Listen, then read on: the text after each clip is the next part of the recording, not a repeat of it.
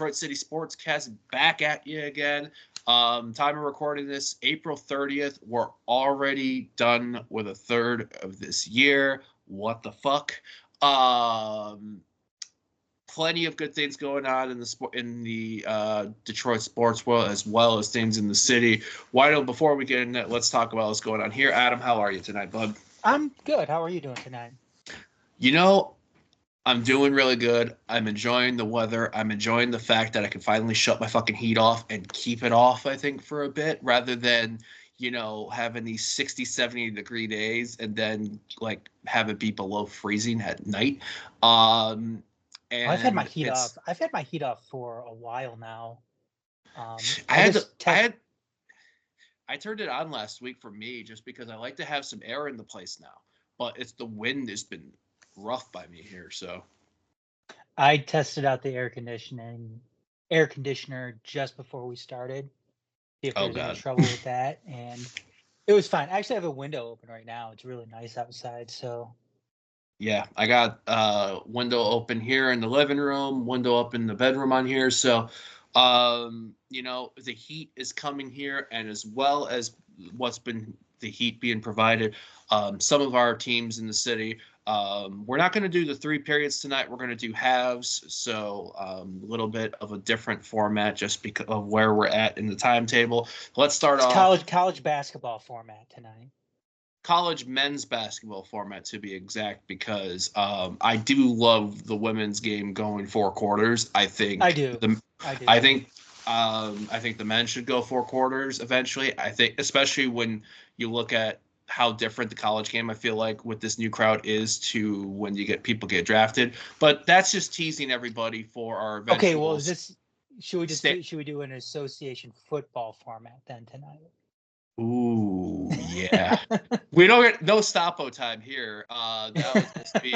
That would just get in the post match. But if you want to hear more about us talk about about transition from college to pros, stay tuned for our special standalone Pistons episode that we're going to be doing. Say the middle of next month, soon to be this month tomorrow, once we have an idea of where we're at lottery-wise with our dear friend Matt, Yaudi's brother. But let's start off with what recently took place and what took not only this city by storm, but also took the country by storm in the sporting world, and that is 750,000 people, 775,000 people descended upon downtown Detroit Thursday through Saturday for the NFL draft that took place. 275,000 alone on Thursday night. How do you, Adam, let alone before we get into draft picks, there was a big expectation, I think, placed on, I feel like, on this city, I feel like, for the draft. Maybe I knew a lot of it being in the event world and knowing the groups that we work with, the involved in the city, and that. Do you think this met the expectations, exceeded it? How are you feeling? It blew away the expectations. This was Detroit's best foot forward.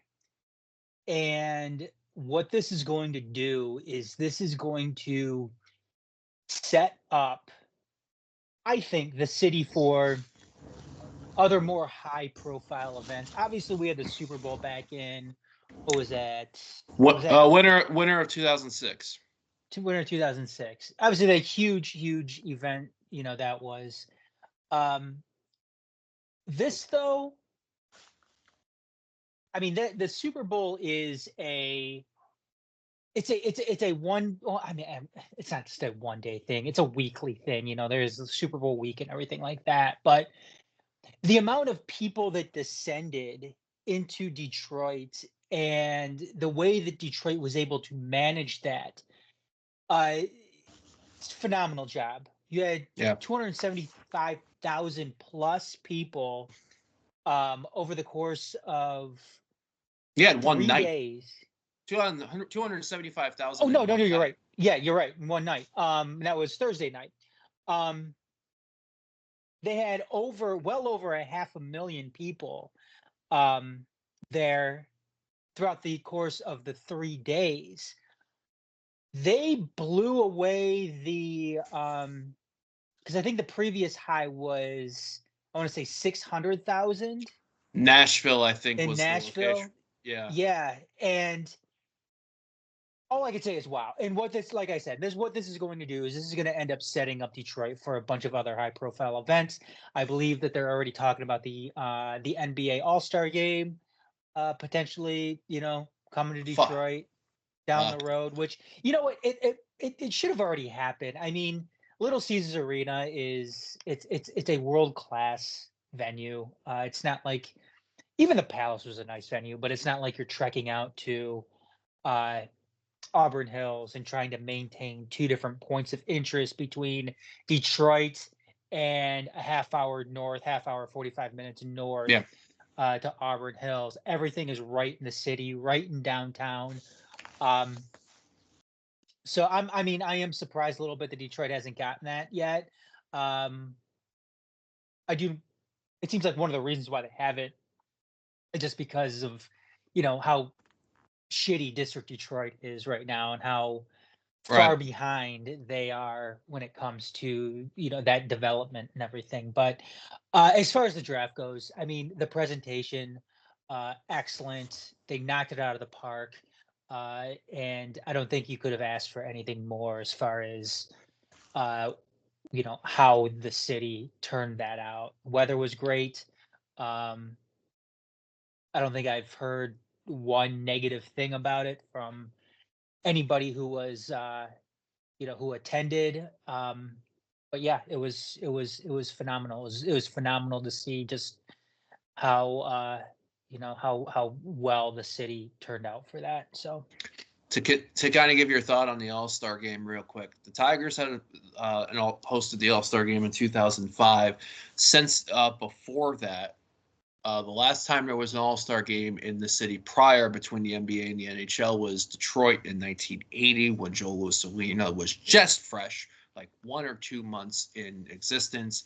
The last time the Pistons hosted an All-Star game, 1979 in Pontiac Silverdome. so So, wow. So the Palace never got an All-Star game. That's pretty. nope. And you know what? I mean, you could kind of see why though. I mean, it was in Auburn Hills. It was. I Yeah. mean, Auburn Hills was. I mean, there's nothing in Auburn Hills. There's Auburn nothing Hills around was the a clean. Palace. Auburn Hills was just like rustic land, probably in that time frame, because And even you yeah, know the Lions were 5 years into playing in the Silverdome. I think that was the first year the Pistons were playing in the Silverdome when they left then Cobo Arena. So, um, look how far we've come in almost less than half a century, and it's kind of similar to the Lions in expect, because I think what was, I think, Detroit has kind of been a punching bag for many people outside of this city, outside of the state, and in the Lions, deservedly, were kind of also a punching bag by people both in this state, us at times, at various times in our lives, and as well as others. However, they've seemed to not only reverse that as well.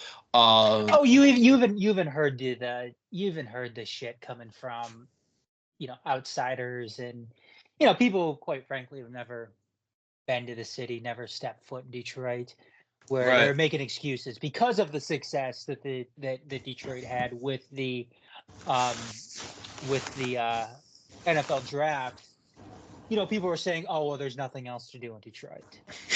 That's the reason why there were so many people there, because there was nothing else to do. It's Give me a fucking break. I Man, did see another interesting stat though. Lafayette, Coney Island, over the weekend, they said they served over 10,000 hot dogs. well done. Well done. That's some high quality stuff. And you know what? All I'm going to tell people that came in out of town that had Lafayette Coney Island, just be happy they take fucking credit cards now, because there used to be a time when it was cash only. Imagine if that was the case when y'all were there. Y'all wouldn't have shut the fuck up about it. You would have been like the Steel Army when they went to Hamtramck for the first time. We'll talk about that in post game. I feel like also too good showings as well. It was definitely, I feel like, I like the little intro video going into it. Rory fucking up the one dude wearing the little catering guy wearing a Packers hat. Curb and Aiden Hutchinson getting some swag in there. Barry, Calvin. I feel like that was all cool. And then it came time for the Lions' first draft pick because I was going to be like, what's this city going to do when their moment happens? Originally, it was supposed to be the 29th pick in the draft. Brad Holmes saw an opportunity and team. They traded up to 24. Terry and Arnold for Alabama. How ecstatic are you about this? Well, I mean, just to set the scene a little bit too. Yeah. I thought it was great. That whole moment because heading into the draft, it seemed like Dan Campbell was kind of setting everybody up for the Lions not making that pick, making that pick at 29, trading out of it, but not trading up, trading down, and trading out of the first round. It seemed like that was, I would say that was a 50% chance that was going to happen. And if that's what transpired that night, then so be it. I wouldn't have been disappointed. It would have, I mean, yeah, it would have sucked a little bit, especially for people down there not being able to see the Lions make that pick. But I would have understood. What was cool though about this is I didn't go down there. I was watching on TV with, mostly everybody else. Yeah. Considering, they closed up the draft. They stopped people from going in, I think, before the draft even started. But that was originally the Dallas Cowboys pick. Yep. And they put Jerry Jones in the Cowboys war room on the big screen. And also you just heard a round of boos. Louder than Goodell. Boos, which was great. I love it, because fuck the Cowboys. And then all of a sudden you see the announcement, you see a big Lions logo on the big screen announcing that, the team had traded up, and just, enormous, cheers erupt. Yeah. And then you knew why. Because Terry and Arnold was still there. And at that point, I think everybody knew who the pick was going to be. Yeah. And if you go to our Instagram, if you go to our Facebook, Twitter as well. We posted a video on there of the crowd reaction to when Terry and Arnold was announced as the pick, and it was again another massive eruption of cheers. Yeah. Which and I share that sentiment as well. I was extremely pleased with the pick. I was shocked that Terry and Arnold dropped. I wasn't shocked so much at the end, given how things kind of transpired in the beginning with just the run on quarterbacks and the run on offensive players altogether. But I couldn't be more pleased with the direction that the Lions went right there with that pick. And yeah, I was extremely happy about it. The absolute confidence of that kid, who, by the way, these guys that when they show up for draft, studs. I want to know who their tailors are, everything. Terry on Chance in the rhythm of Jared Goff, fucking love that. And then him taking the mic from Kay Adams and just saying, "Yo, I'm home." Like, you already like, yep, this guy gets it. And Brad Holmes, like, he was like, I think Brad Holmes was like, wait, he's still available. Like, he was shocked, and I'll take it. Lions got the best cover corner in the draft at pick 24, which was you get remarkable value at that point, especially considering the Cam Sutton ordeal over the off season. It was and especially too given the huge weakness that was the Lions secondary throughout all of last season, and given the moves they made in the draft, with their first two picks, right, and what they've done in the offseason with Mick Robertson, Carlton Davis, Carlton Davis, bringing those guys in addition to some of the other guys, the other positive guys that you had already on the roster, a Kirby Joseph, a Brian Branch, so on and so forth.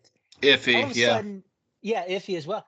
All of a sudden, the Lions' secondary isn't a problem anymore. It may be a strength, once the season rolls around and we are, 5 weeks into it.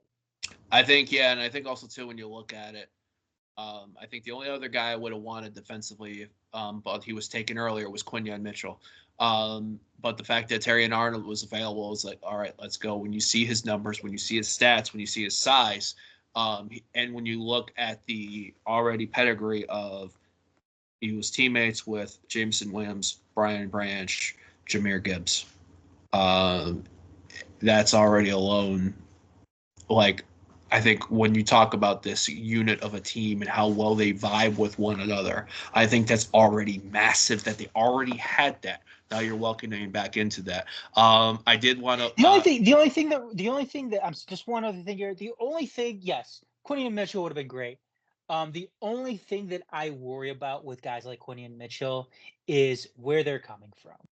Right. Played at Toledo, played in a mid-major conference. Would you juxtapose that with shout out Mac Nation? Yep. and no disrespect to Mac schools, because Garret and I are both went to Mac schools ourselves. I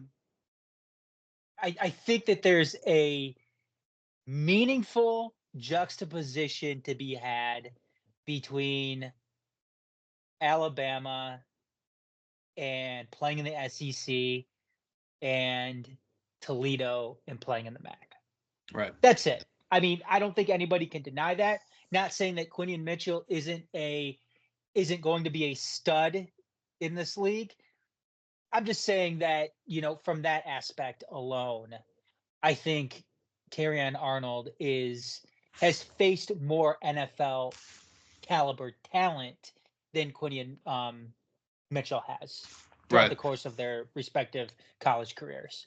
Before we get into our second pick, which was on Friday night, what was your most, when you look at the draft round one as a whole, when you look at our opposition and other teams, what was your biggest head scratching pick?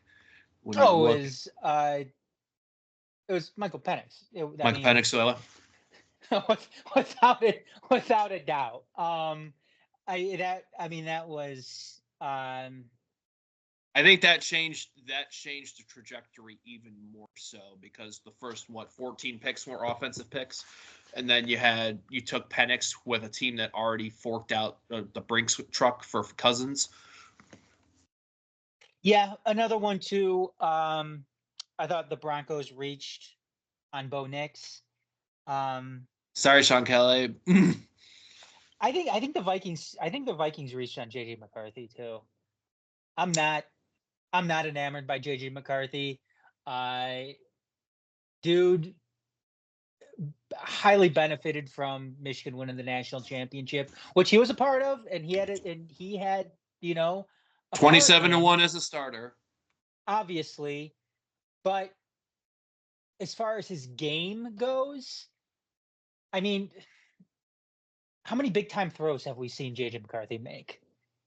It wasn't that many until the semifinal versus Alabama, because against Alabama, I will say he made up for an early gaffe and made plays when the time mattered, but he also had other draft worthy talent around him too, like Corum, Roman Wilson, any others that I'm forgetting in that situation.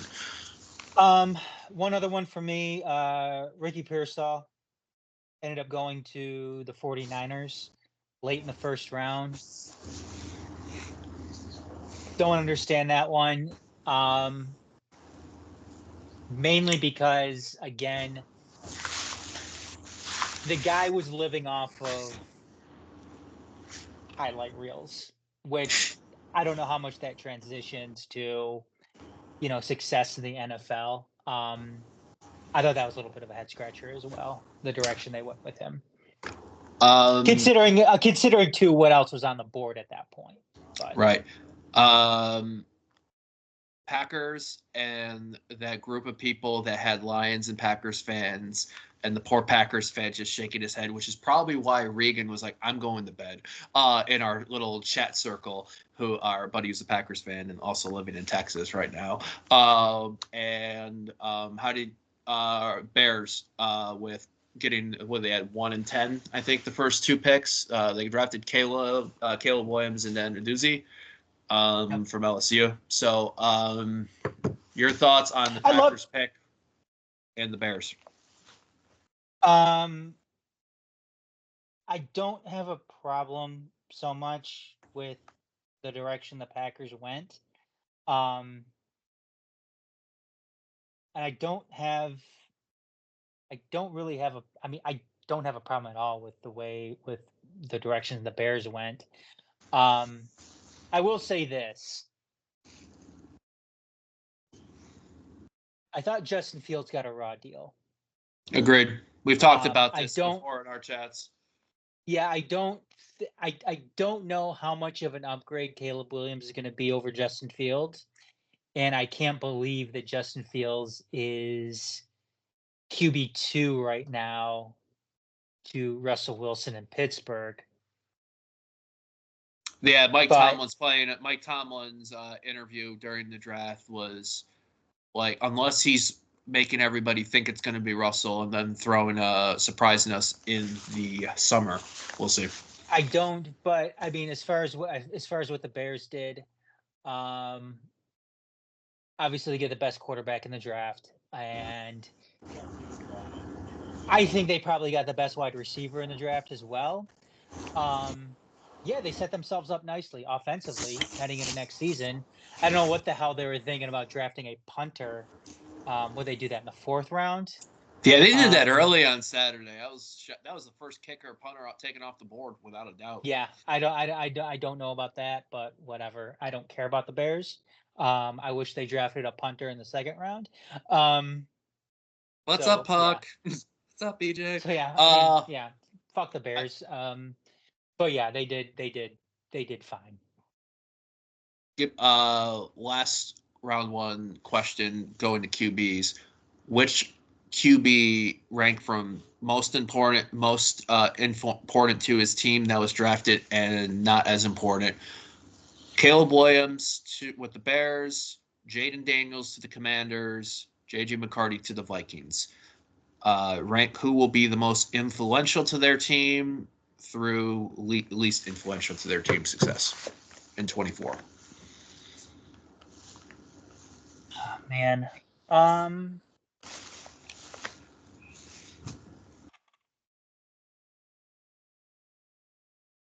I think Jaden Daniels is probably going to have the best first year.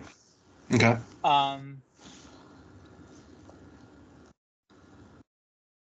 I think when it comes to importance, though, I think it's Chicago. It's Caleb Williams and the Bears, because when was the last time that the Bears had a legitimate QB, a legitimate starting QB? They've had mistake after mistake after mistake. Are we going Cutler or are we going Grossman? How far back are we going? Oh, Grossman sucked. Grossman was awful. Cutler flamed out as soon as he went over to the Bears. It seemed like he never. No, not Kyle Orton.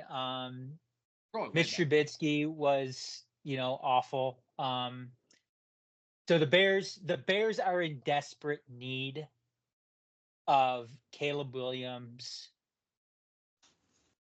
becoming what they think he's going to be, especially in this division too. The NFC North all of a sudden is maybe the most competitive division in all of the NFL. Right. So if they're going to have any ounce of success, and it's not like any of these teams too are going away anytime soon. Right. The Lions have a lot of good young talent. They're going to be around for a while. Green Bay, same thing. A lot of good young talent on that team. They're going to be around for a while. Biggest question mark, I think, in this division is Minnesota. But when you have, guys like Justin Jefferson, TJ Hawkinson, um, you can't count them out too much. So yeah, Caleb Williams, the Bears need Caleb Williams to be Caleb Williams if they're going to be sustainable in the NFC North. So The Bears have also built up. Also, I'm curious to see if forking that much money for DeAndre Swift's going to benefit them. DJ Moore, I think, is going to be somebody that I think he had a good year last year. And that's the thing I think with the Bears is the Bears proved that they had a solid defense last year. They got Sweat at the trade deadline. If they were a little bit better offensively, we might be talking about them as maybe fighting the Packers for that last playoff spot in the NFC, maybe even more than that with how many games they blew. I agree with you on how strong the North is now. I think I was saying, I feel like I would not be surprised if at least 2 of the 3 wildcard spots in the NFC come from the North. Between one, I don't think it's going to be the Vikings. I still think the Vikings are bottom in the North this year, but I think the Packers and Bears are going to fight it out. I don't see the East being as strong because I don't know how strong Philly's going to be. They're making moves, but I don't know is the way at last year ended going to stick with them. But I mean, other than the North, it's the NFC. Other than the North, the NFC West is strong. I mean, you got San Francisco, Seattle, and the Rams. Yeah, I mean, I don't want to get in a breakdown of of the divisions in the NFL and we got the next beginning month of for May. that when the schedule comes out. Yeah, but no, I hear what you're saying. I think that I mean, as far as like competitiveness in the NFC, I see where you're coming from. The only thing that concerns me about those wild cards and the NFC North is when you have a good division like that, sometimes, not all the time, but sometimes you see these teams beating up on each other way too much for them to right benefit. So, but anyways, again, we're not even, we still have a couple more hours of April left.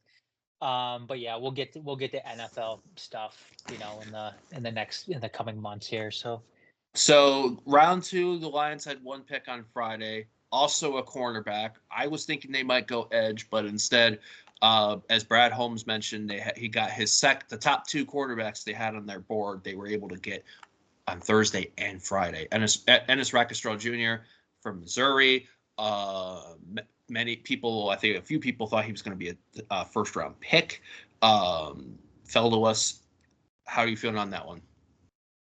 I think it's great. I think again, you have 2 guys who are going to be going into training camp, possibly competing for QB1 or CB1 and CB2. Yeah. And that's remarkable. I think that's like I said before, a position of that was a liability last year, all of a sudden could be a massive strength for this team. And you see some of the games that they lost last year, especially that NFC Championship game. With this group now, I don't think the Lions lose that game now. You're not going to see Nick Mullins who torched us in two times in 3 weeks. Yeah, have the yardage, the passing yardage that he did against this Detroit secondary. So, and you know what? The Lions too. I know a lot of people are probably thinking, yeah, they should have went for an edge guy. And that, what are you doing drafting 2 corners when there's still these, you could have went offensive line because you have Taylor Decker, having 1 more year left on this contract. What's going to happen with that? Again, yeah, you need an edge. You need another edge. You can use another interior defensive lineman. But We made stuff yeah, like yeah, and I was gonna say we'll cover that. Those needs did get covered, maybe not in the draft, but we'll talk about how they got covered. yeah, and I just think when you are a team who is capable of winning the Super Bowl, which the Lions are, you don't worry about Taylor Decker's replacement until next year. Right. You don't worry about things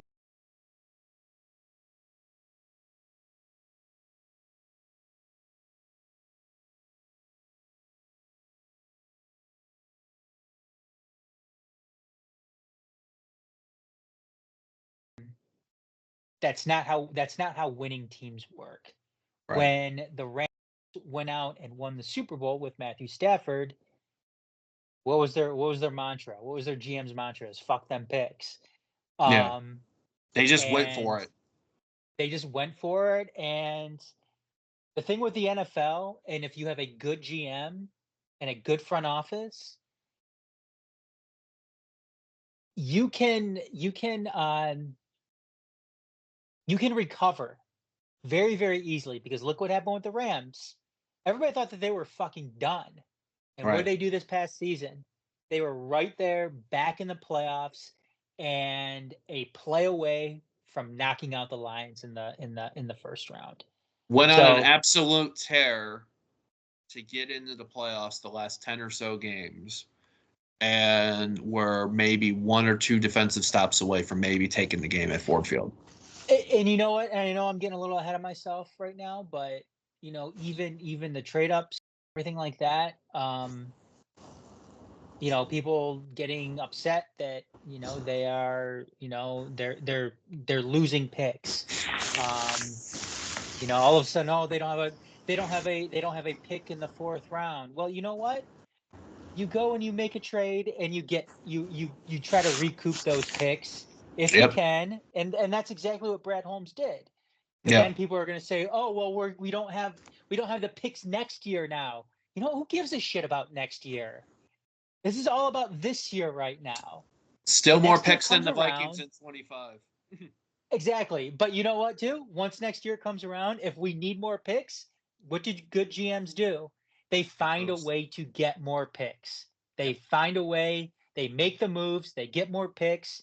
And again, I go back to what the Rams did 2 years ago, when they kept on making moves and people were just wondering, "Hey, how are they doing this? How are they able to bring on these guys given the salary cap?" Again, good GMs find a way to manage that, and not so much get around it, but make it so it works for them, so they can go move forward while fielding a team that can go out and win the Super Bowl. And that's exactly what Lions fans should be expecting out of Brad Holmes right now. And for the most part, he's kind of delivering in that aspect. So, Agreed. Saturday, with some trades, we wound up making 4 picks, 2 in round 4. Governor Whitmer came out, rolled to put the sunglasses on, which got a big pop from the crowd. Giovanni Manu, big offensive lineman from British Columbia, 6'8", 350-pounder who ran a sub of 4.9 or just 5.40. But somebody that was saying had he played football in the United States, he would have gone in the first round. Sione Vaki, Utah, somebody who's not only was a safety, was also a running back, sometimes in the same game. There's a lot of questions there as to, because now that's a versatile move. Round 5, Mekhi Wingo, defensive tackle, LSU. Another big guy, and also somebody that can be, apparently, in addition to being a good run stopper, good with pass pressure. And then rounding out, offensive lineman Christian Mahogany from Boston College. Of these 4, is there a pick you really like the most?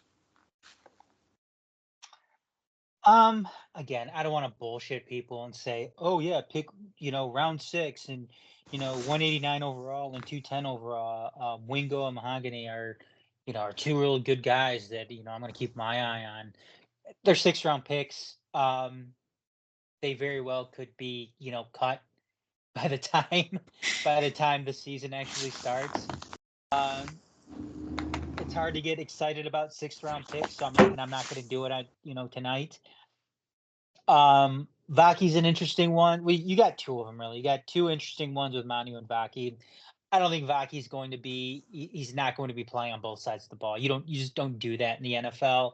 I'm going to be interested to see what he does in special teams. And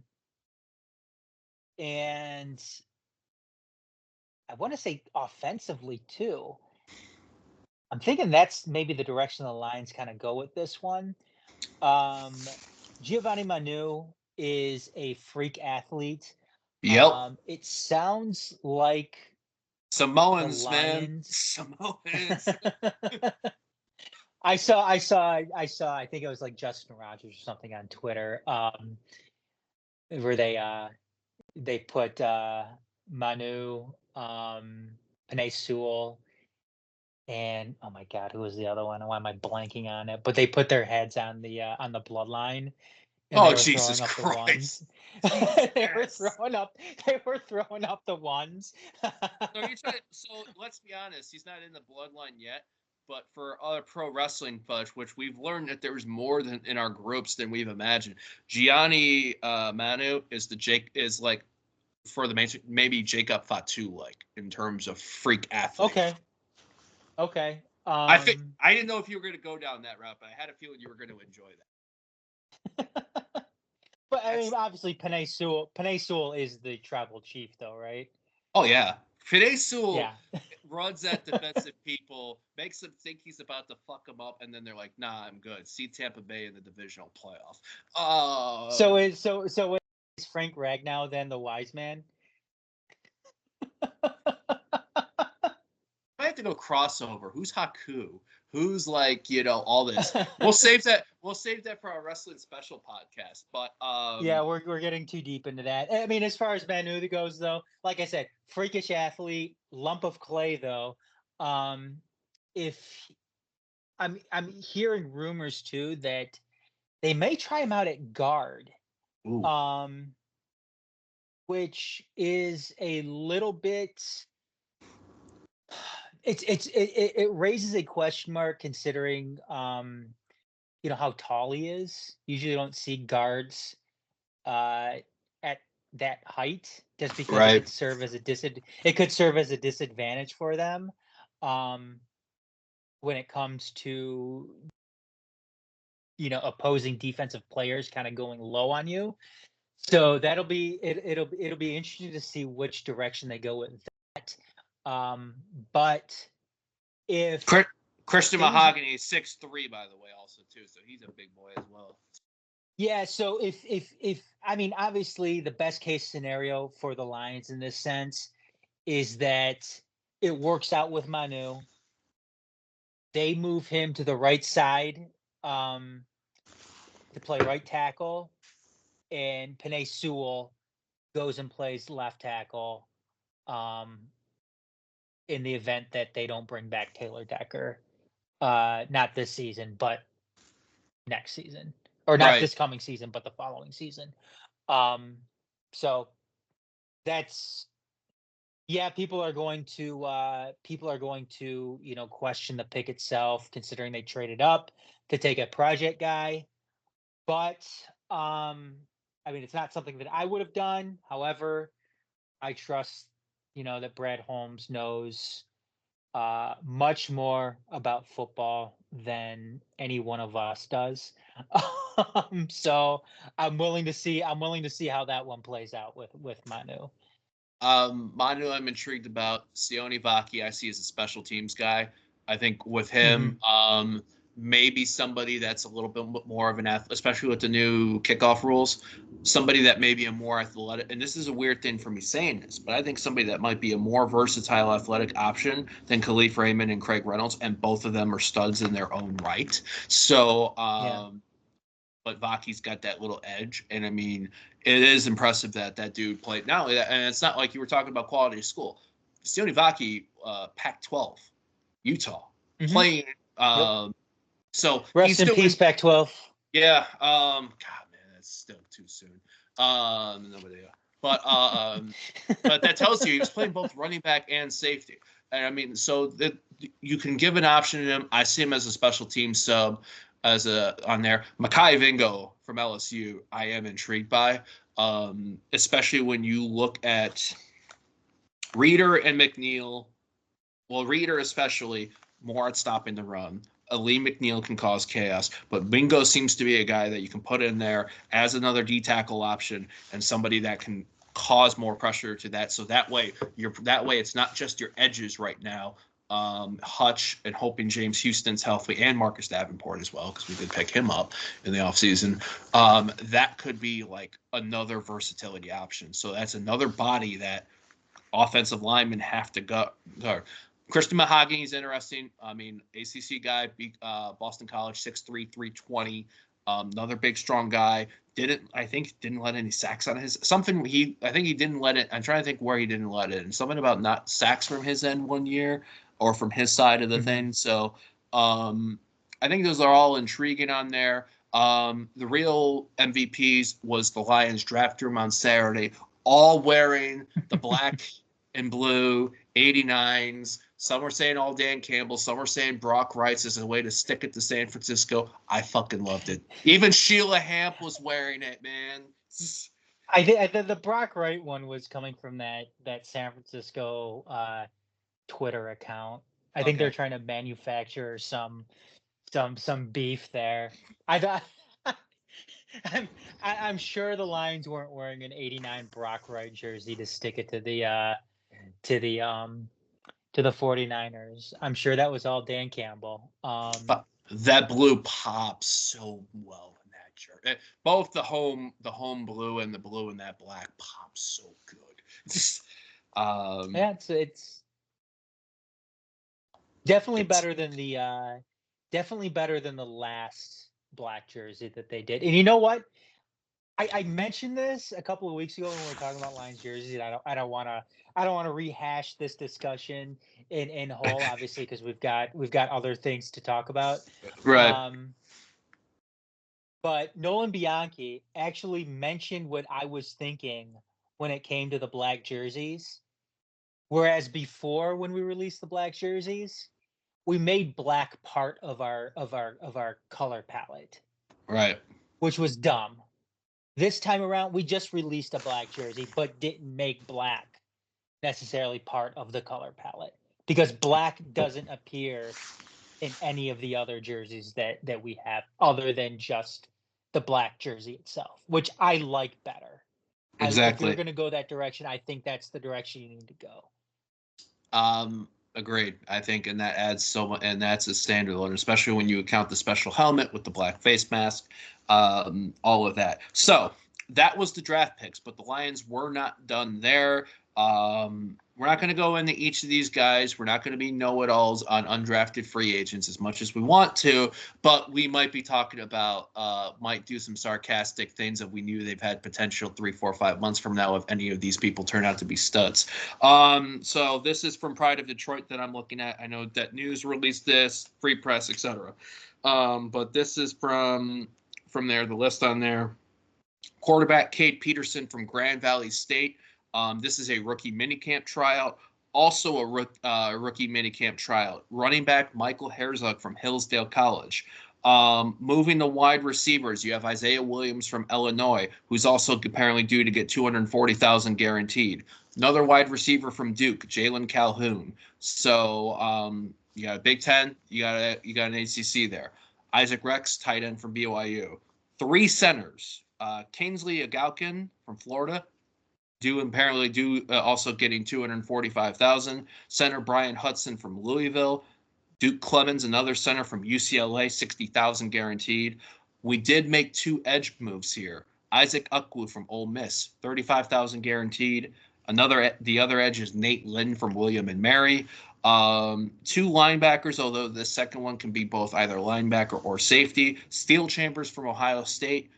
if that was named at the draft, you would have heard. I don't know how Lions fans would have reacted because it's definitely a very pro-Michigan, sort of Michigan State crowd. They probably might have been like, okay, I don't know. I would have been curious if that was live announced. And Deron Gilbert was the linebacker safety, also from Mac Nation, Northern Illinois. One quarterback, Maurice Norris from Fresno State. Two safeties, Lawrence Strickland from Ball State and Shailen Garnes from Wake Forest. Long snapper, Hogan Haddon from Idaho. And then kicker, James Turner from Michigan. So, we'll see. I like how you're a soccer guy because you called yeah, you mentioned I was that like cornerback as a center back. You've been in the game for too long and win. Yeah, we'll get that shit somewhere else in there. One last thought here, and I'm only bringing this up because I saw this article from Sports Business Journal on my way home before getting in the car to drive home from work tonight. Apparently, there is talks of NFL team owners largely supporting Roger Goodell's preference from 18-game season, which would cut the preseason games from 3 to 2 and add a second bye week to the schedule. This might be talking with the players unit to agree well before the CBA that's currently set to expire in 2031. I mean, they're gonna. You know what else they're gonna do too with that? They're gonna stretch it out. They're gonna stretch out the season too, so the Super Bowl would happen on President's Day weekend too. So a lot of people would end up having that Monday off, given the way it works out. So, and I also was thinking too, growing up as a kid, granted, the last 20-something years, the NFL season has started on the second Sunday in September, but that used to be during the stretch when we knew college football was going to be starting on Labor Day weekend. Now that seems part of it is starting again in late August. Part of me wants to say I would love if the season started on Labor Day weekend, like it's sort of used to when we were kids, in that way too. Especially when you got a couple weeks off now, because now there's now a week off. It seems like from preseason to the start of the NFL season. It used to not be the case for that. That's how I'm kind of feeling about that. So, I'm down for that. Even under home game, even under road days. I understand the need for 2 bye weeks. It's a long, grueling season. So, I suppose that's it. Do you have anything closing you wanted to add on this? You know what I would say though, and they're never gonna do this because it just takes away from primetime games and money and shit like that. Yeah. If they were going to extend the season like that, get rid of the Thursday night game. Ooh. Get rid of it. I hate Thursday night games, but they're never gonna do it though. If anything, they're gonna add more games. They're doing the Friday night in Brazil. They're doing the Friday night. Yep, they'll add a Friday night, and that'll be probably a mainstay here, pretty soon. But I just kind of wish it went back to how things were when you had football on Sundays and Monday, and that's One thing I did like that they brought back, I mean, while you're saying that, as a kid, I did love near the end of the season when you get some Saturday games, a couple games on Saturday. Yes. I'm glad that's back. Yeah. I'm glad that's back. No, and that's fine because once those Saturday games come around, college football is largely over at that point. I mean, you might have some bowl game. I didn't think Army Navy's done. I feel like once you hit Army Navy, then you can open up back up to Saturday. Yeah. But I don't know. I have a feeling 10 years from now, you're gonna have football games Wednesday, Thursday, Friday, Saturday, Sunday, Monday. If they go Wednesday, I think then eventually they're going to. I think leave eventually Tuesday, that's what Wednesday. we're gonna end up having. Leave Tuesday, Wednesday games to Mac Nation. That should be the only ones that have Tuesday, Wednesday games. Don't touch Maction. Don't touch Maction. Central Western rivalry died to a small extent because games were pushed to Tuesdays and Wednesdays. If that's going to be fuck both those schools. Yeah, you beat us twice when I was there, unfortunately. So that's our thoughts. They were teasing the NFL schedule reveal. That should be sometime in May. I know Matt Derry was teasing in the state or home opener. We may get Rams open at home Monday night. Either way, we know we got to go to San Francisco. We know we got to go to Dallas. We know the Rams are coming into town. And I think we got the NFC. Do we have the AFC South this coming year? So I forget who the fuck not the East. No, I think we got the South. So yeah, it'll be interesting, all of it. We'll keep you in the loop, especially as we hear more on that type of stuff. But yeah, I mean, like I said, we could be, if we kept talking about this, we'd be here all fucking night. We don't want to do that. So what we are going to do is first half is done. We're going to take a brief break. We're going to talk about the Detroit Tigers, and I'm going to try to not fall in complete love with Vencel Perez, even though he's an absolute stud. We'll tell you why. We'll be right back.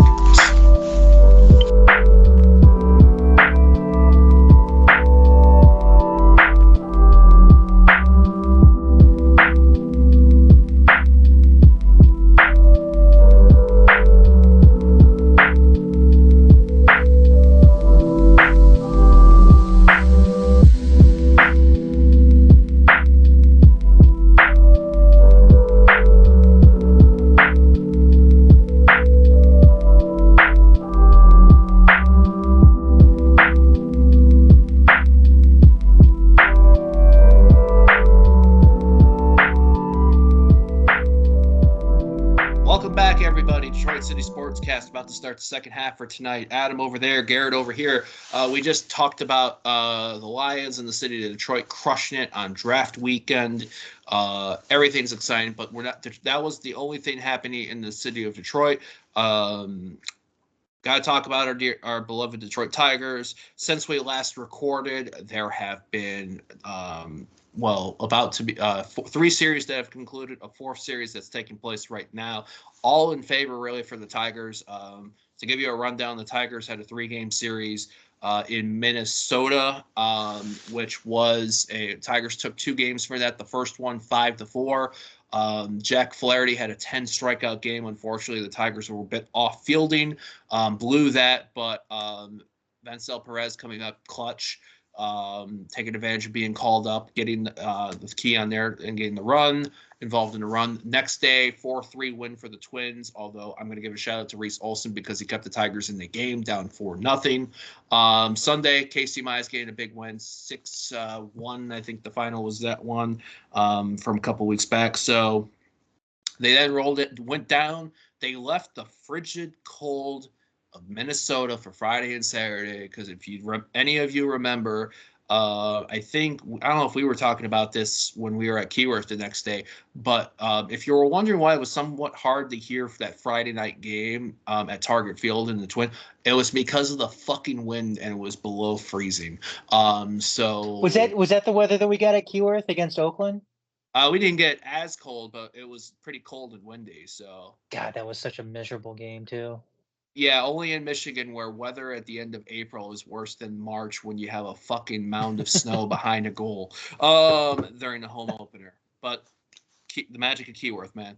But no, that was a cold series. But then the Tigers went to St. Petersburg, took on a Tampa Bay Rays team that, has been a stronghold in the AL East for the last few years. Fire City Connects, by the way.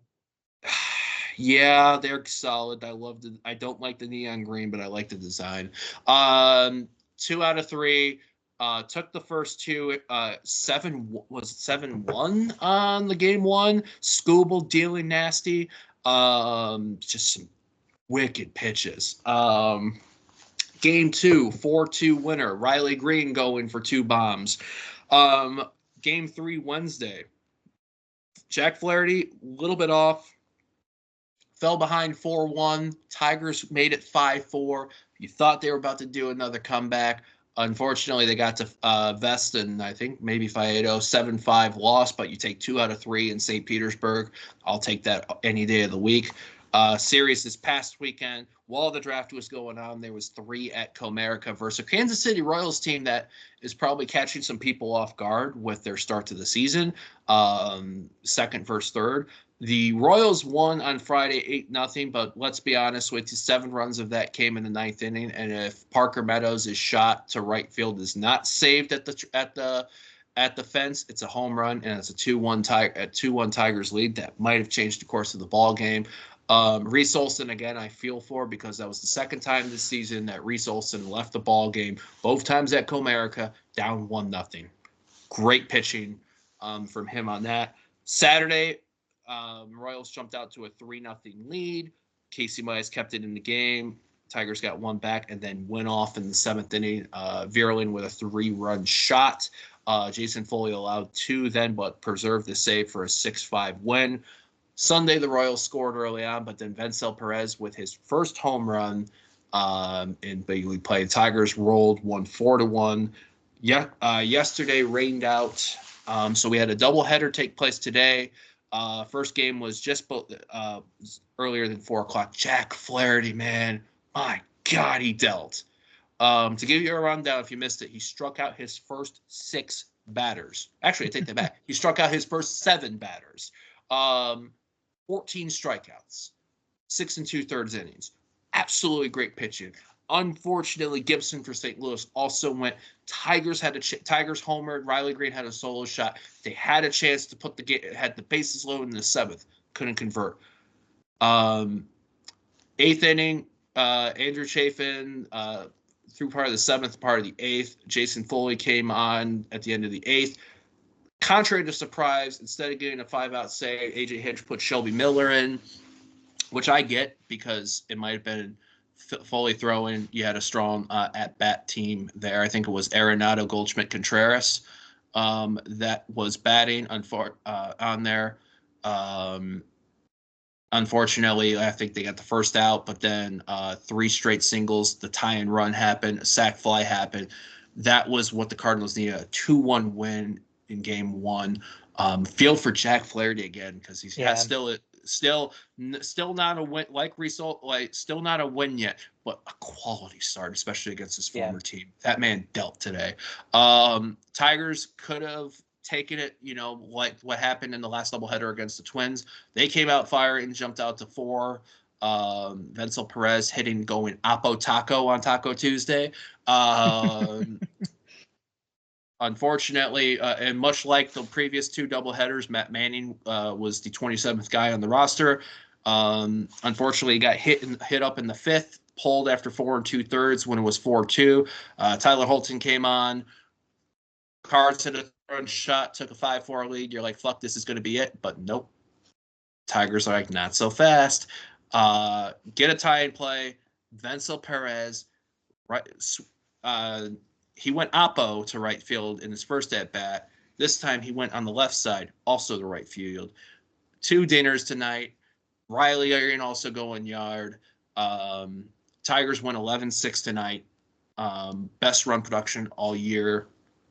Tomorrow is the series closer in that one. I know Kenta Maeda is pitching for the Tigers, so you just hope that he doesn't get hit up too much on there. But 17-13 is what the Tigers currently are after 30 games. It's already wild that we're a little more than not yet a fifth of the way through, but almost there the season.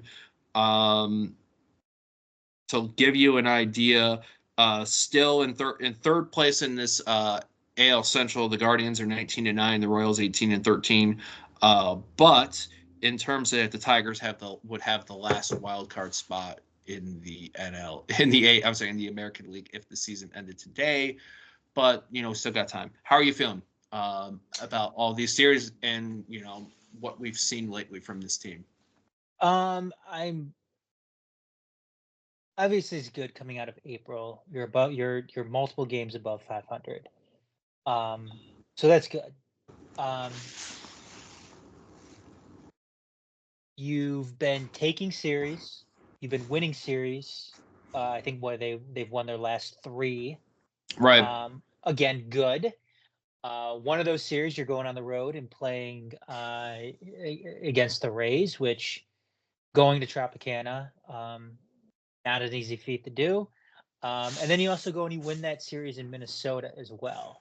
Right. Going up, playing in Minnesota early in the season, it's cold out. Again, impressive. There are some concerning aspects, though, with this team, namely the offense, Yeah. and namely them having to overcome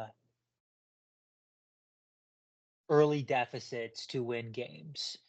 And I believe, Tonight was their 10th. yep. And AJ Hinch has since come out and basically said that winning like this isn't sustainable. We're lucky that we have AJ Hinch, and we're lucky that we have the bullpen that we do, to help manage that a little bit better. No pun intended when it comes to AJ. Right. He's pulling a lot of the right strings, and things are working out in that aspect.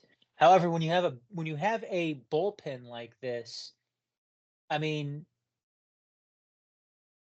you want them to be playing with a lead. It doesn't really benefit you a whole lot if you have a great bullpen, but they're constantly playing from behind. So that aspect has got to change, because you can't keep winning games the way that they're winning them right now. Right. If this keeps on, then the Tigers are probably not going to be making the playoffs this year, and it's going to end up being a disappointing season for them. So they have to start manufacturing runs early in games, getting leads, and when they get a lead, more often than not, they're going to be able to hold on to it because of the strength of their bullpen. So, and obviously, that those manufacturing runs and getting leads, um, brings down that whole other aspect of when it comes to the offense, and in trying to improve upon that, getting some of these guys going and making some really tough decisions, perhaps right now, in doing what you need to do, possibly to help rectify that offense a little bit and getting it going. What are some? You've already heard me talk, and people talk about how much I'm loving Wenzel Perez, who's made the most of his opportunity. While Wenzel coming up to the squad when Andy Ibanez went on the DL due to his hamstring. During that time, also Buddy Kennedy came up, was pretty solid last week during this time with us. Buddy Kennedy was the one that went back down to Toledo when Andy Ibanez was off the DL. So Wenzel Perez has already been somebody who's shined. Let's talk about some other people you think that have been shining, either batting or pitching, and who are some that either batting or pitching that are concerning you right now? Obviously Wenzel Perez. The only thing I worry about Wenzel Perez is we've seen guys like him come through here before. Whether it's, you can go down the list. Whether it's Akil Baddoo, Brendan Bosch, Matt Tuiasosopo, Chris Shelton, Cleet Thomas. The list goes on. The only thing you can do with a guy like Wenzel Perez is just enjoy it.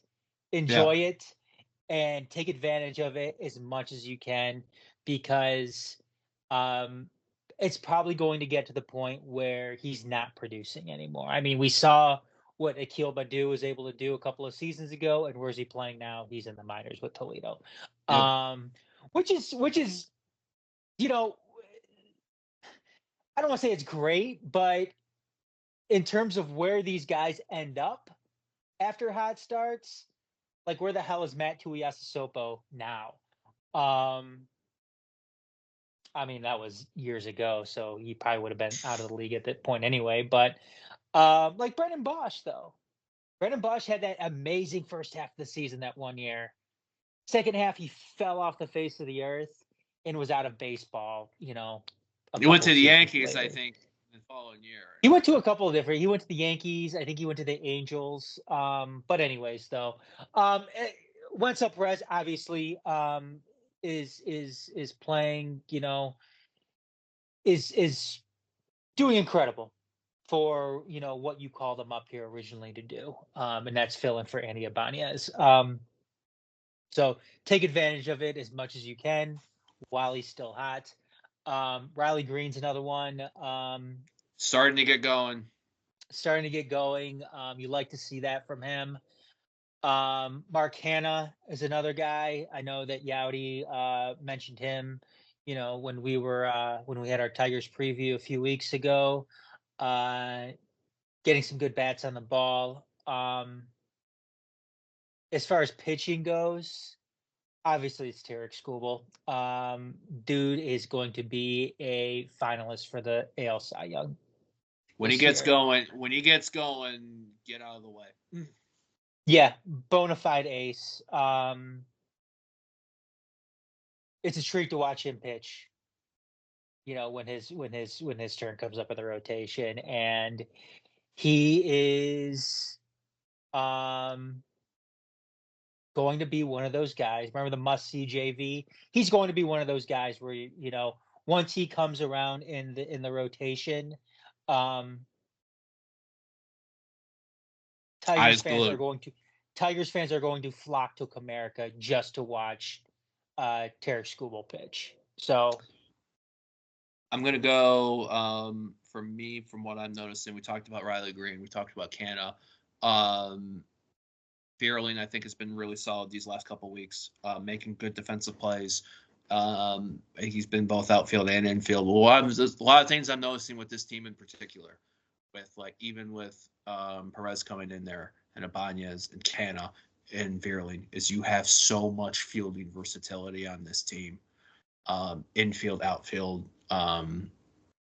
It's Zach McKinstry, another one on there. I'm concerned with Spencer Torkelson not homering yet, although he's got 9 doubles. He's starting to get smarter with not getting destroyed by off-speed pitching. He took a good walk tonight, which I thought was impressive. Jake Rogers starting to get contact going on the bats. I would say, if anything, Parker Meadows has hit a couple home runs, but I feel like once at times you get once you get past the first 5 in the lineup, it could go really either way. Pitching wise, I'm not I want to see how Maeda does tomorrow, because I thought he had a good start in St. Pete, against the Rays. I'm a little concerned about his velocity, especially when you look at how this team, how their arms are constructed from starting to the pen, from long relief to short to closing in that. And we got some arms. That was one of the concerns too with Maeda when they brought him in was the velocity and the contact that hitters were getting off of him. Typically speaking, earlier on in his career, he was never a pitcher that allowed a lot of hard hit balls, and that's something that he became more susceptible to more recently. And that's why too, the Tigers, he didn't cost the Tigers a whole hell of a lot of money too. So 14 million is chump change in baseball terms. In baseball, yeah, that's chump change. That's not a lot of money. And not to say that that Maeda is going to be a failure here in Detroit. It's just he hasn't gotten off to a good start this season, but there's still a lot of time left to get that turned around. You mentioned Torkelson. I'm starting to get more concerned with it because I don't think that there's a lot of signs of improvement for him. And I know there's a lot of questions going around right now about what you do with him at this point in the season. It's still early. Do you send him down? Do you send him down to Toledo? And that's one of the decisions that the Tigers may need to make right now with him, because he's not really contributing offensively with this team right now. So if you get him out of the lineup, you're not really going to, it's not really going to affect you that much. Because Vierling stepped up, Kerry Carpenter stepped up. And the payoff with that could be huge, because if you send him down to Toledo and he's able to get his head right, get his timing down, and return, you know, hitting in the high 200s, hopefully kind of creeping up on that 300 mark, um, then it's a benefit. And we've seen what this could do for young players to get that confidence back. Tigers did it with Max Scherzer when they first acquired him from the Diamondbacks years ago. They sent him down to Toledo. He returned a different pitcher and Right. was able to, become, one of the best pitchers over the last 10 years in Major League Baseball, possibly because of that. Today too, what did the Houston Astros do?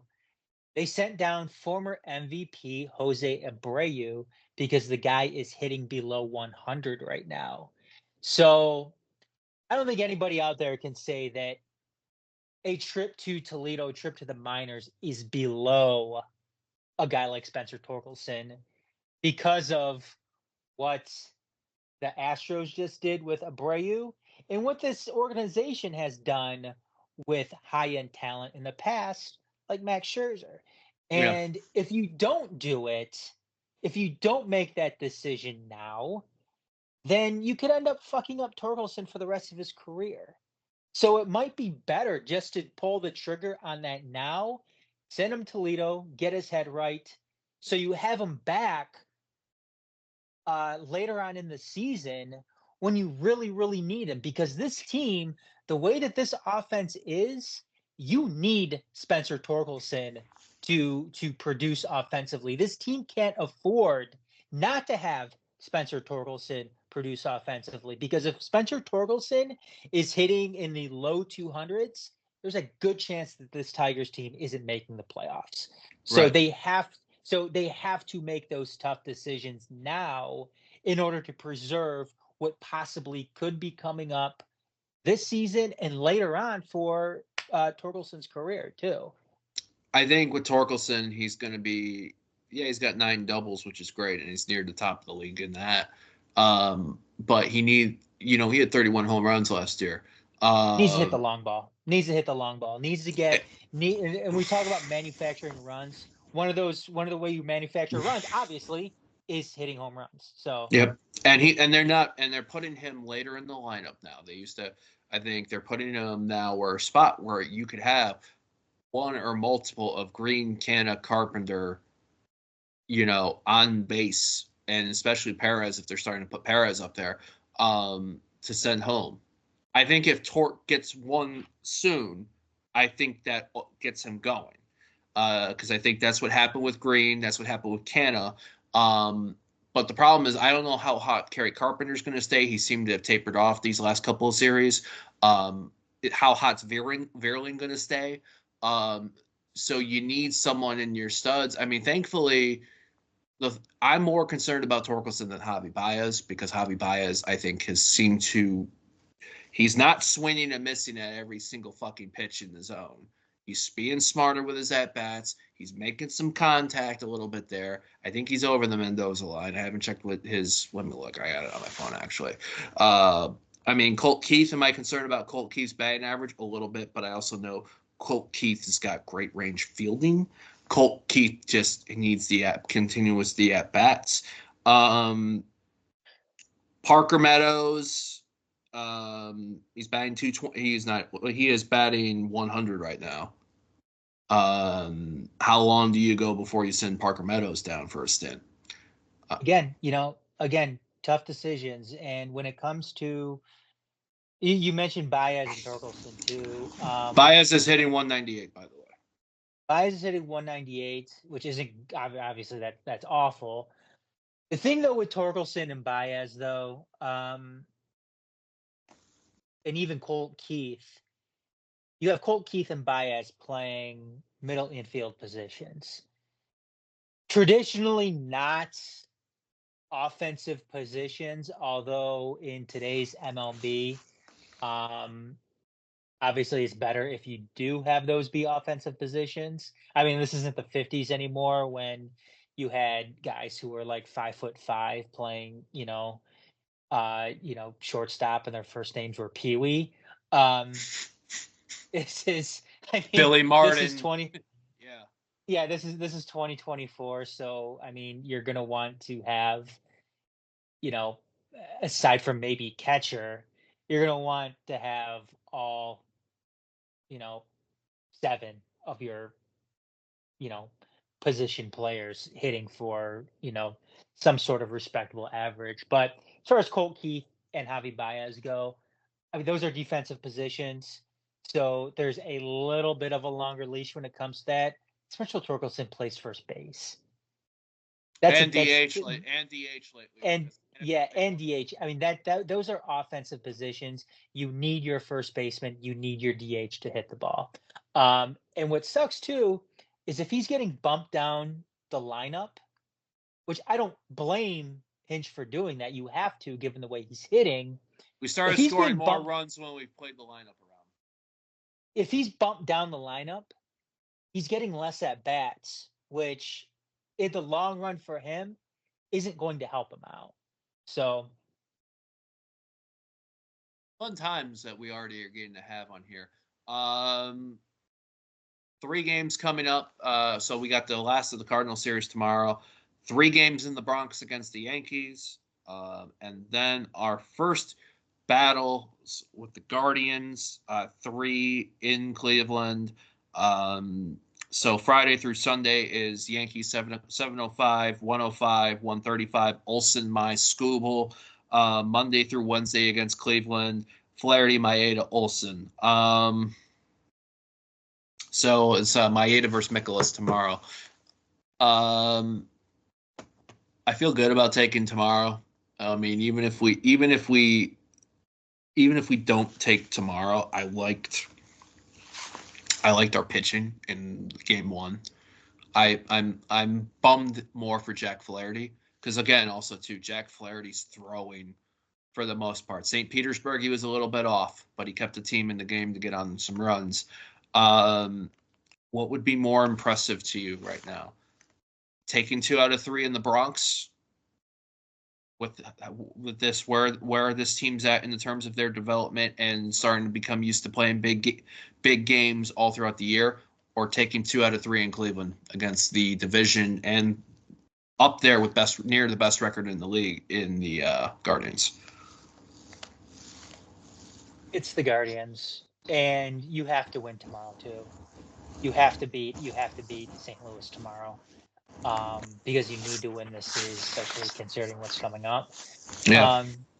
I'm gonna go with the Guardians, though. You get a 2-for-1 deal out of that one. You beat one of the better teams in baseball, and you also, at the same time, you are beating a division rival as well. So you make up ground, um, you know, within the division itself as well. So, um, I'm gonna go with the Guardians.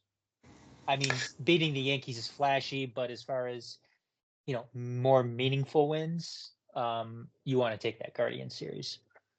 Yankees are 19-12, so they played a couple more games than the Guardians. But they're level on wins with the Orioles, which is pretty good, impressive right now. 150 runs scored through their first 31, but they got Judge. They also got some good hitters, and they got a hitters park in the Bronx. Yeah, I agree with you with the Guardians because the Guardians, even with Bieber going to Tommy John, they're getting good hitting, they're getting good pitching, and they're 11-5 on the road to start the year. That's pretty good. Granted, you're playing. People are saying they've played earlier. Who are some of the teams that they've played? They've played Oakland. They've had 2 series with the A's and all that. But you're winning the games you're supposed to win, and I think that's a good sign of a team on there. You know what, too, Garrett? Don't look now. AL Central's not that bad. Nope. It's actually to give you a run. I'm looking at it right now. So let's go. I'll go through. I'm going to talk NL first because I want to look at. It seems that the Central in both the AL and the NL is the strong. So the Pirates, for example, when we played them in the second week in April, were 9-2 after beating us in the first game. We're about to be 10-2 ahead on us in the ninth inning before one of our comeback specials. Pirates are now 14-16. We might have broke them. So, I'll take that. Cardinals are 14-16. The Reds are 16-13. Also, Spencer Steers, one of my favorite great players in the game. And I'm not just saying that because he's on my fantasy team. That dude can play positions, and that's in the modern day game something you love. Cubs 18-12. Brew Crew 18. Milwaukee 18-11. You look at the NL East. You got the Marlins at 7-24, who come into Comerica May 13th through the 15th. You have the Rockies at 7-22. Sorry, any Denver baseball fans that we know. The NL East is relatively, other than the Marlins, Nats 14-15. The Mets started off 0-5. We're close to being 0-6 against us, and now they're 15-14. And that's with them going 4-6 in their last 10. Phillies 19-11, Braves 19-8. In the West, you got the D-backs 13-17, Pods 14-18, Giants 14-16. The Dodgers at 19-12. Dodgers are getting runs, but the Dodgers have a little bit more losses than I was expecting. But now I want to go to the Central here. The White Sox, as predicted, ass. Maybe even more ass than we thought. 6-23 as it shows right now. Then you got the Twins, who have won their last 8. Next to last in the division at 15-13. You have us at 17-13. You have the Royals, who won 56 games last year, are already close to having a third of their win total already at this point in the year at 18-13. By the way, that Royals team, if they're not making the moves now, give them another year or two. And if they keep those pieces in place, if they keep Bobby Witt Jr., if they keep some more of their guys, because Salvador Perez is not behind the plate all the time either, too. So you're not worried about his knees being destroyed. And if they make a couple more moves pitching, that team is dangerous. So maybe Tigers Royals stuff again, like it's the 2010s all over again. And then I just get flashbacks to Alex Gordon making diving play after diving play against us.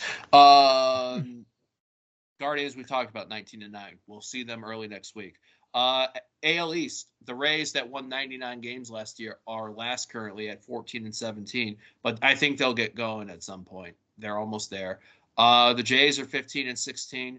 The Boston Red Sox must have heard you bitch about them because they are currently 17-13. 3-game winning streak. Yankees, we talked about 19-12. O's 19-10. I agree with you with the AL Central. The AL Central may actually be a fun division this year, unless you're a Chicago White Sox fan. But that's what you get when you let Jason Benetti slip into our wonderful graces, because, my goodness, it is so good to enjoy a Tigers broadcast again. And what kind of, Jesus Christ, they have Jason Benetti and Dan Dickerson doing a podcast together now? Dude, is there enough goat to go around? that is the definition of a baseball sickos podcast. As two sickos here ourselves. There is no great. That is the best collaboration that I've ever seen since you and Spence teamed up for Make City Make Spence. Dude, that was fun. That was fun. It's all that. Shout out to our brother from another mother on that. Also, too, we got to give kudos to Dan Dickerson getting his bobblehead for 25th anniversary with the club. Right? Yeah, that's cool. And also calling a handful of games on TV. No, that's cool. I'm glad they do that. Because it seems like, because if Benetti's going to be out for, a handful of games. Because he's doing football too. I forgot Benetti did college football as well. Yeah. You have one of the best play-by-play guys in all of baseball. You need to be having simulcast onto the TV broadcast. And I'm glad they're finally doing that. Yeah, and I think it's I'm really enjoying what this Tigers team seems to be making strides on the field as well as off the field. I think it was Monroe and Dan Petrie who jumped in for a couple innings tonight in Game 2 they were talking, I think, about the camaraderie that this team already has.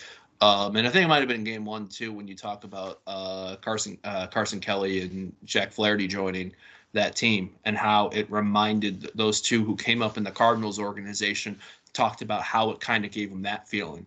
Which is, I think that's a good sign. And I think it's, I think the Lions' success from last year sent some good vibes that I think some other teams are trying to chase. The Wings are starting to get that stride again, where, this year was rough, but that felt like you feel like it was a good experience for what next year is going to bring. And I think the Tigers are kind of getting into that groove too. I mean, it's fun to be dialed in for baseball at this point of the year right now. It's been a long time since I felt that. I feel good about it. Have there been some bumps in the road? Yes, but I think it's all worth it for this team. We'll go from there. I suppose 2 things. One, your predictions on the you talked about the Cardinals. Your predictions on the Yankees and Guardians series, and then City Connect stuff comes out on Monday. So. Are you excited? Are we gonna have an emergency? Are we gonna have an emergency pod as soon as it drops? No, we're gonna be loaded, man. Maybe. Are you more excited for City or Tiger City Connect, or are you scared? No, I'm excited for it. I know there's a lot of jokes going around with the Little Caesars concepts. No, I'm excited about it. I hope they can deliver.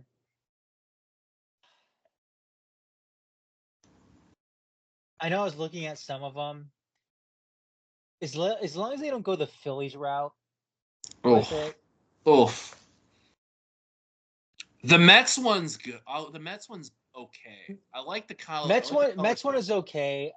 I like the Angels. I like the Angels, and I like the Rays ones the best. The Rays City Connect, though, I don't think it fits the style of the Tigers. So if the Tigers are going to do something, I'd love for them to do something more like in the style, like the more of the old school style that the Angels have. Right, and the even the Reds in all black had kind of a throwback feel. The White Sox and Royals have had some throwback concept into theirs. Baltimore to an extent. Atlanta City Connects I like. But then again, I love that old school 70s Braves unis that Hank Aaron wore when he hit 715. I mean, I'm wondering too. I'm very curious to see what the concept is because obviously I think there's going to be a lot of Navy in this. Which isn't a strange concept if you look at Tigers unis way back, because like 1900s or whatever it was, or however old our friend Joe Novak was back then. Detroit City Joe. We'll tell you one day what that is. Tigers used to wear white at home and all navy away. So we'll see how it goes. I mean, it's going to be, I hope it's good. I hope it's nothing like ridiculously over the top. I agree, more throwback, more subtle than like over the top like Tampa. Because some of mine include, other than the Angels, like the Padres one's cool. Padres, Angels. What other ones did I tell you I dug yesterday when we were talking about this? Diamondbacks. Diamondback Serpientes one are my favorites. But I also love the color sand and beige. So that's probably why I like that aesthetic, but it fits Arizona so well. Yankee series, Guardian series, how you feeling? We winning them or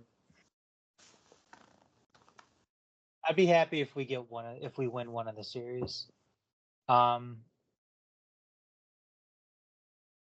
have a feeling that we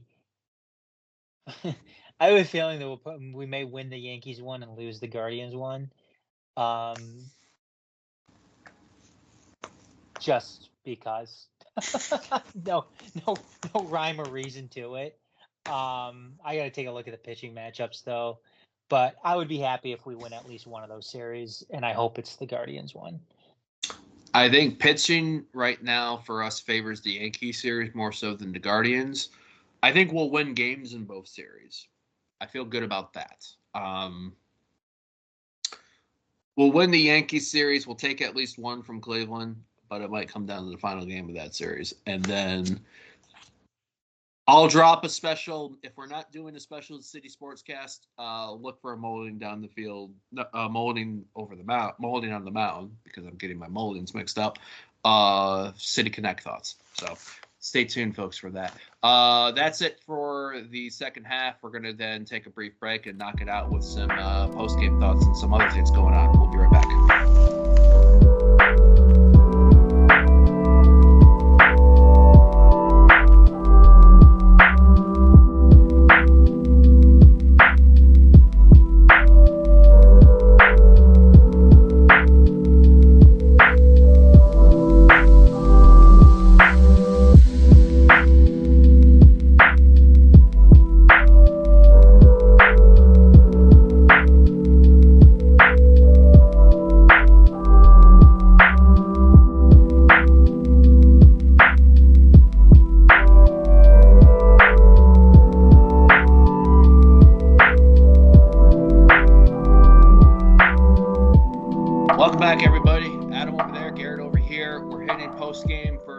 Detroit City Sportscast. So let's break it out here real quick. Talk about Detroit City. Since we last recorded, Detroit City were 3-1 winners against Oakland Roots on 4/20.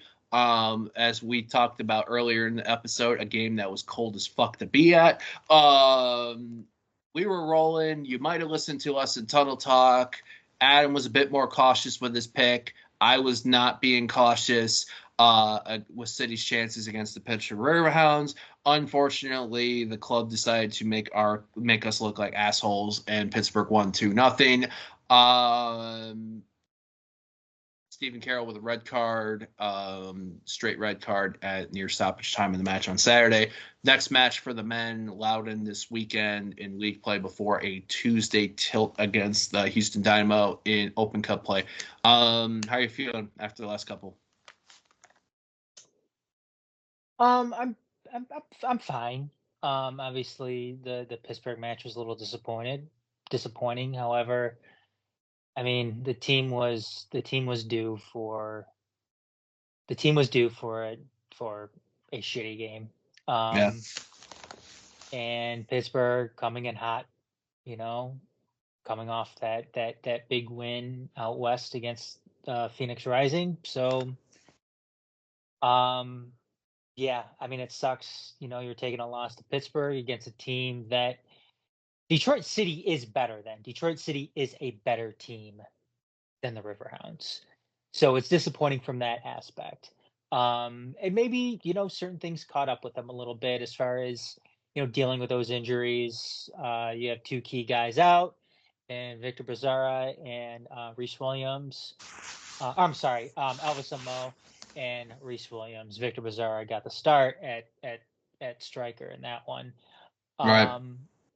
So, maybe they're just, kind of dealing with that aspect of, getting used to some of these newer guys. But yeah, things were a little flat. And like I said, they're due for a shitty game. You just got to come back this Saturday against a Loudoun team who, again, you're better than, and they should go out and win that game. And it'll be interesting to see too, because this is the first match that in the Danny Dicchio era where they're going into a match coming off a loss. So it'll be interesting to see how they respond, how Danny Dicchio responds coming off of a loss. Great point that you mentioned there, because Danny Dicchio, we've seen him unhappy after wins. So yeah, wasn't happy after that Michigan Stars Open Cup match win. or the North Carolina win too, or the North Carolina win. Yep. And the thing in particular about this game versus Pittsburgh, the better team won on Saturday night. We may be a better team than Pittsburgh when you look at how us top to bottom and scale on that. But when you talk about the 90 minutes plus Stapo on Saturday, we were the second best team. I mean, it wasn't that Pittsburgh did anything mind blowing. It was the product that we came into that game. Our game after the first 10 minutes, we were flat. We weren't able to connect passes, which I don't know how much of that is due to Pittsburgh's game plan, because Pittsburgh did go pressing heavily. But even we're struggling off the ball movement. We were static. It reminded, I don't know how you felt about it, but it reminded me a lot of what I struggled with last year. Although I didn't get to that levels of pain watching it last year, because I know this is a better side than what they showed on Saturday. So how quick are they going to get this out of their head, ahead of these next few games, which is not going to be easy matches in particular. I think Loudon haven't been the same side that they were when they came into Keyworth last month, but they are going to be a side that's going to be up for it to an extent, I think. We just have to, how quick do we get into it on Saturday to shut them up and then get us going on the right track.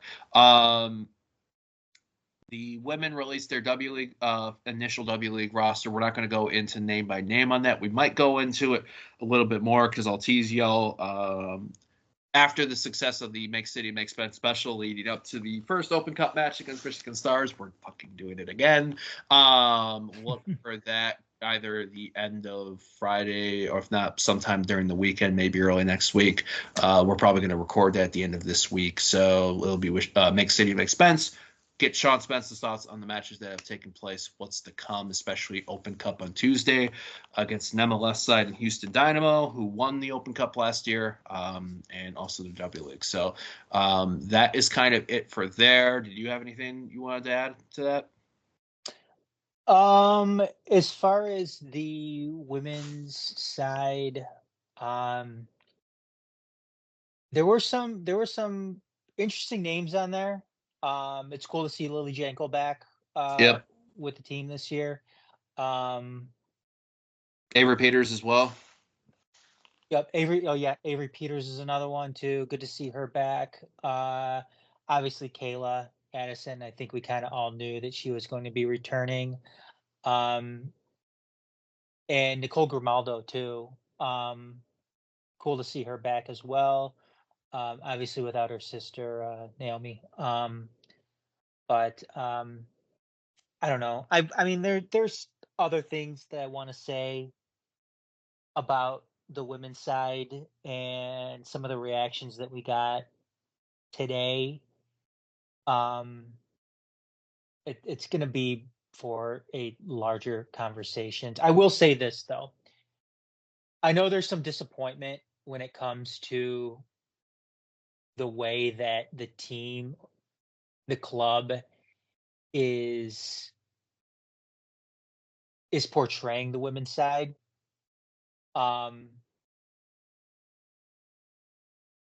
As you know, when you compare it to how they do the men's side, right? I really don't think that the club is going to change their approach to how they promote the women's side until they get a new stadium.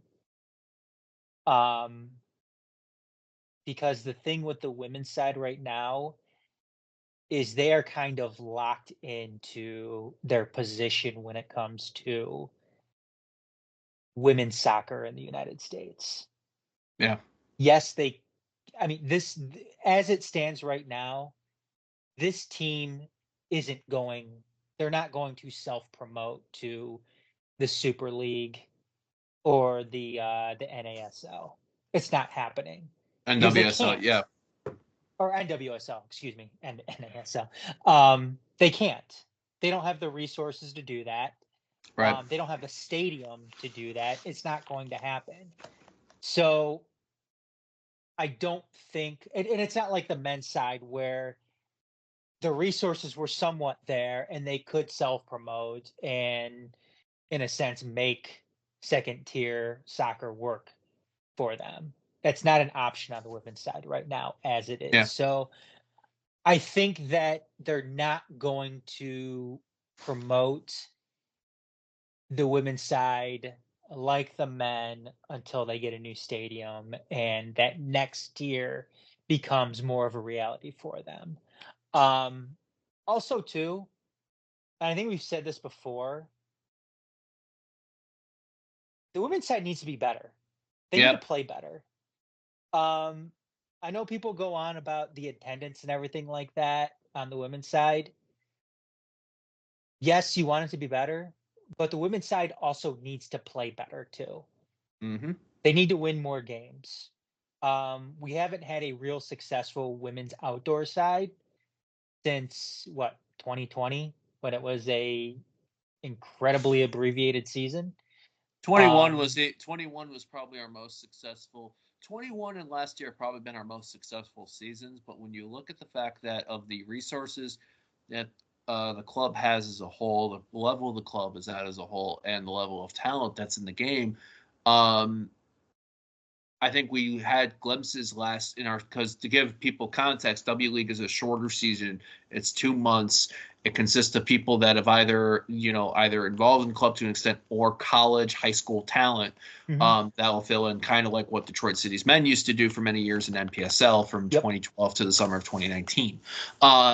So there is those quick little games midweek and then a weekend, but I don't like the fact that we pale in comparison at time. We struggle against Midwest United, who focus on the youth part and younger, growing younger talent in the game, but we seem to look like, minor, like I don't want to say minor league, but pedestrian compared to them in matchups. Especially, yeah, especially last year, Garrett. Yeah, last year was better, but you expected to be much better than what we got, because you had Racing Louisville and you had Indy both leave the conference, Right. and yet Yeah. it seemed Flint like City duo worked and the it, first.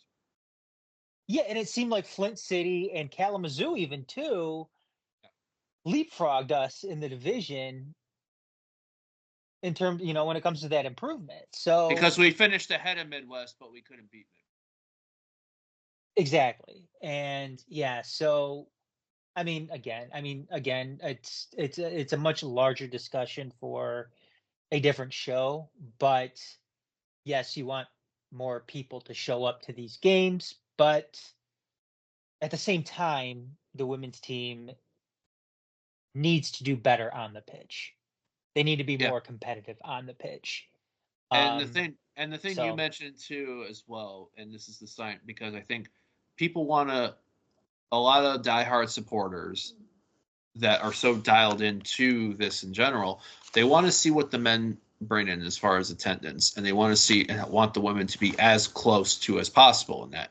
When you realize in the bigger picture of the infancy of Detroit City having a women's team in comparison to the men, the mhm. level of success that's on the field, because talented team and results do put butts in seats, and then also as well those schematics, when we are, maybe our women's attendance pales in comparison to what the men is, but our women's attendance is still top with what the, I don't know what it was last season, but a year or two ago in our first W League season, I think we were second in terms of women's attendance compared to Minnesota Aurora. So if anything, that shows you that we are still a player in this game, but this is not just a Detroit City problem when it comes to women's soccer attendance. This is not just a United States problem. You think that's bad? Watch international women's football with, like, say, other than maybe the English women's clubs, like, um, you know, PSG's women, Lyon's, like Bayern Munich's women, Eintracht Frankfurt's women, who are struggling to get people in there Oh, really?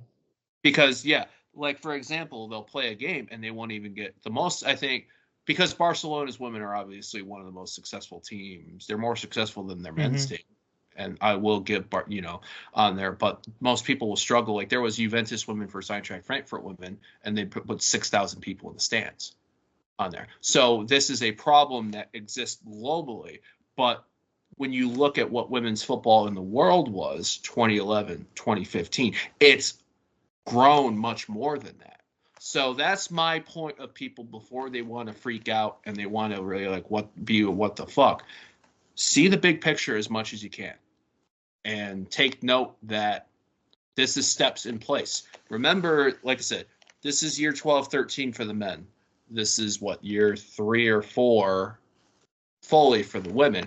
And coming off of a indoor winter season, which turned out to be a lot more of a success than I think the club anticipated.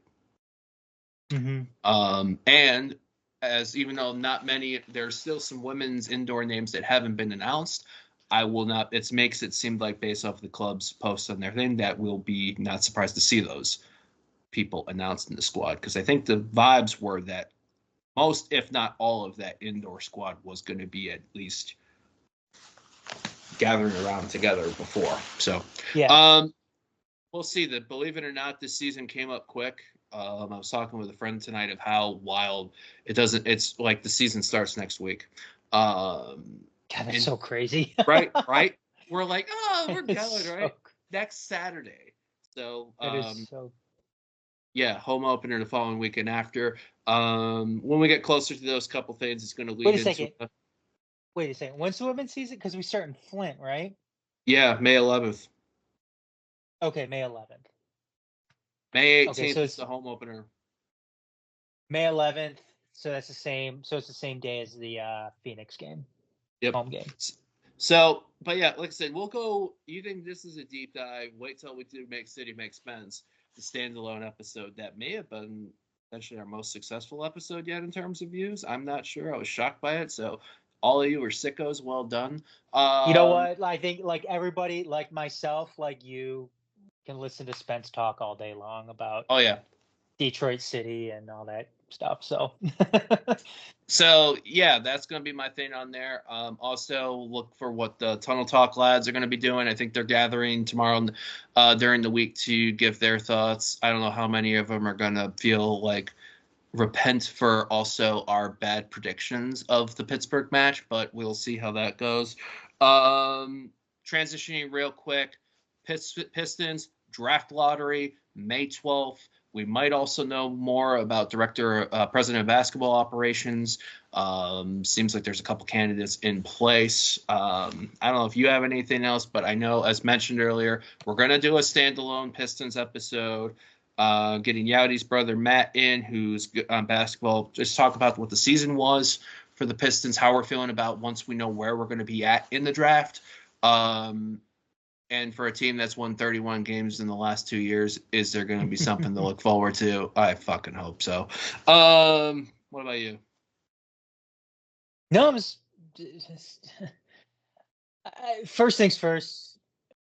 Got to see what happens with that president of basketball operations. Mm-hmm. It's all gonna start from there. So, if they're gonna do it, they got to do it before the draft, because if they do it, what's the point of doing it after the draft? You do if you bring on somebody but for some reason, I mean, this team has been so backwards in the way they've gone about shit. I guess I wouldn't be completely shocked if they do it after the draft. I mean, it's like the Lions when they let the last regime, when they let Bob Quinn and them, make those final draft, picks and. Oh yeah, before getting canned after things. Before getting canned. So, I hope if you're gonna hire a president of basketball operations, do it before the lottery. Which we got 2 weeks before the lottery. So yeah. So if you're gonna do it, you need to do it within preferably within this next week and a half. So. Right. Detroit Red Wings news. I mean, NHL playoffs is going around.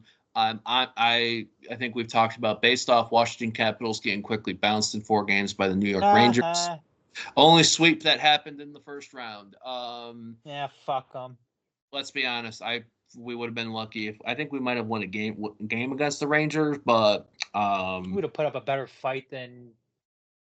Would they hold Ovechkin to 0 shots on goal? Yeah, I didn't really deep dive into that series.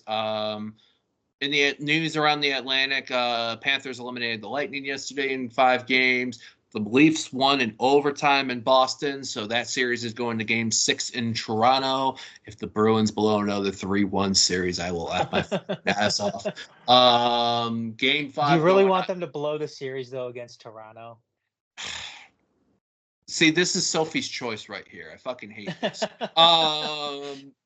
So, I mean, yeah, we'll see what's all going on there. Other old division foes, rival foes. Anyway, you got Avs Jets Game 5 going on in Winnipeg. Colorado's 2-1 up in that. Oilers Kings last night? No, Oilers Kings I think might be tonight or tomorrow. So there's some good playoff hockey going on that's surrounding us. NBA basketball, I'm watching a little bit of that. Shout out to the T-Wolves for sweeping the Suns. And the Nuggets for eliminating the Lakers. Yeah, our boy Sean Kelly is going to be incredibly happy about that for the Nuggets. Nuggets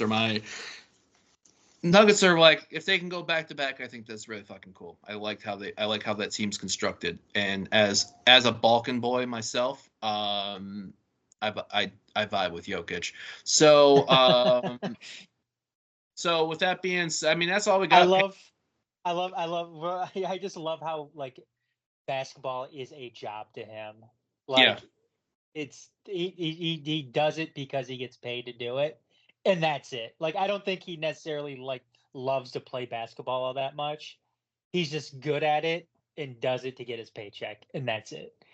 And you know what? Good for him on that, man. Yeah. Good for him. So yeah, we'll see. That's all in there. Michigan Panthers won, I think, over the weekend. They went pretty good for what I saw on there. I'm not going to deep dive into it because I was only focusing on clips I saw on Instagram. And yeah, I think that's really about. Do you have any closing thoughts on anything before we go into where to find us? No, not for me. All right. So with that being said, Adam, do the usual plug on where all the ways they can check out the show and us. You can catch us on Twitter, TMSNX Detroit. We're also on Facebook, Instagram, and Threads. Find us on YouTube at The Majors TV, as well as our website, Detroit at themajorsports.com for all the Detroit stuff, or themajorsports.com for everything else. And you can find me on Twitter as well at TMSNX Adam. Twitter, Instagram, Discord for me, GM Komatz, as well as any of the molding videos on each of the things. There'll be molding on the mound, which will be dropped. We'll post that after the Tigers Cardinals. That'll be either Wednesday evening or early Thursday for that. Be on the lookout for any more Lions news. We didn't even talk about the Amon-Ra St. Brown and Penny Sewell deals. All I can say is that. Because there was so much excellence on there. So, I mean, look for all of that stuff on there. Maybe another molding over City. Maybe a deep dive into. Oh, they'll be honest. I might do the molding over City. I'll probably do will be a combination of the Women's W League roster as well as our result in Loudoun. Make City, make Spence special. Look for that at the end of this week, leading probably early to start the weekend with Sean Spence. We got a lot coming in going on. So I think that's kind of it for right now. So whenever you check this out, hope all have a great rest of the week. Adam over there, Garret over here. Until next time, see you.